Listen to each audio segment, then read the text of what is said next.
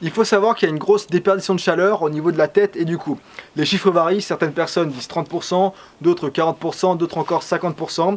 Finalement, le chiffre en tant que tel nous intéresse peu. Ce qu'il faut retenir, c'est que le cou, le visage et la tête sont des zones où il y a beaucoup d'échanges de chaleur.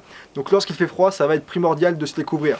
On peut utiliser pour cela un bonnet, on peut utiliser un tour de cou, on peut utiliser un bandana, un shemag, on peut utiliser une cagoule. Ce qui est important, ça va être de se couvrir les zones. Et puis à l'inverse, lorsqu'il fait chaud, on va également pouvoir utiliser ces zones d'échange de chaleur en prenant un tissu, un bandana, un shemag, en le mouillant, en l'humidifiant, puis en le mettant autour du cou, de façon à refroidir la température corporelle.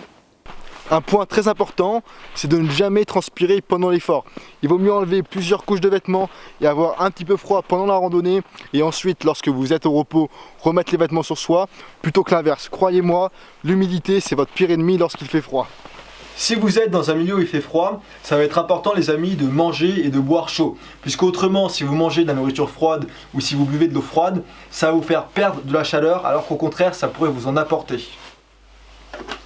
N'attendez pas d'avoir soif pour boire, la réhydratation c'est super important surtout en hiver, puisqu'en hiver on n'a pas du tout envie de boire alors que pourtant il le faudrait davantage puisque le froid assèche énormément. Donc retenez bien, n'attendez pas d'avoir soif pour boire, buvez, buvez, buvez et buvez sans modération. En hiver, une astuce pour éviter que vos gourdes ne gèlent, ça va être de venir mettre une pincée de sel. Le sel va venir faire baisser le point de congélation.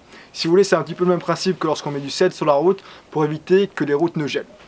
Vu qu'on est dans le froid, on va y rester. Une astuce qui va pouvoir intéresser ceux d'entre vous qui partent en trek ou en bivouac hivernal. Pour éviter que vos vêtements ne gèlent pendant la nuit, une astuce va être de les mettre à l'intérieur du sac de couchage. Alors bien sûr, faites ça uniquement s'il y a suffisamment de place. Il faut à tout prix éviter d'être comprimé à l'intérieur d'un sac de couchage. Et puis de la même manière, s'il fait froid, je vous conseille vivement de garder toujours vos téléphones, vos batteries de téléphone, vos batteries d'appareils électroniques sur vous. Pareil, quand vous dormez, mettez-les soit dans le pull, soit à l'intérieur du sac de couchage. Autrement, elles vont se décharger très rapidement. Je vous le dis souvent, ça sert à rien d'avoir un très bon sac de couchage si vous n'avez pas de tapis de sol. Autrement, vous allez prendre très froid à cause de la conduction. Donc si vous n'avez pas de tapis de sol, il faut à tout prix trouver un moyen de vous isoler du sol.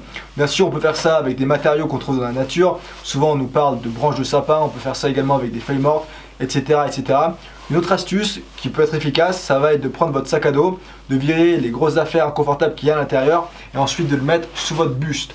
De cette manière-là, vous le comprenez bien, ça va vous permettre de vous faire une isolation supplémentaire.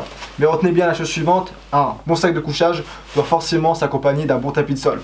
Autrement, c'est le froid assuré. Si vous êtes dans un climat froid, une chose qui est très importante à faire et que je vois trop de gens négliger, ça va être d'aller uriner le plus souvent possible. Puisqu'autrement, votre corps va dépenser de l'énergie inutilement pour garder au chaud votre urine.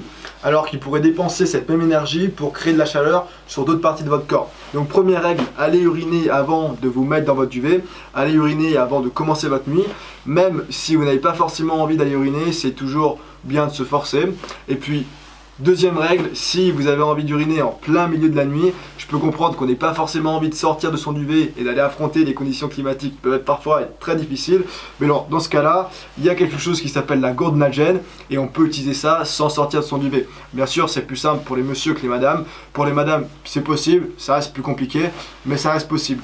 Bref, ce qu'il faut retenir, c'est qu'il faut uriner le plus souvent possible et éviter de garder trop d'urine à l'intérieur du corps, autrement votre corps va dépenser de l'énergie pour garder cette urine au chaud. Une astuce pour ceux qui font des bivouacs en hiver, si vous souhaitez faire fondre l'eau de la neige ou l'eau de la glace, le problème c'est qu'elle est trop pure et donc il n'y aura pas assez de minéraux. Pour remédier à ce problème-là, il va falloir tout simplement rajouter des minéraux.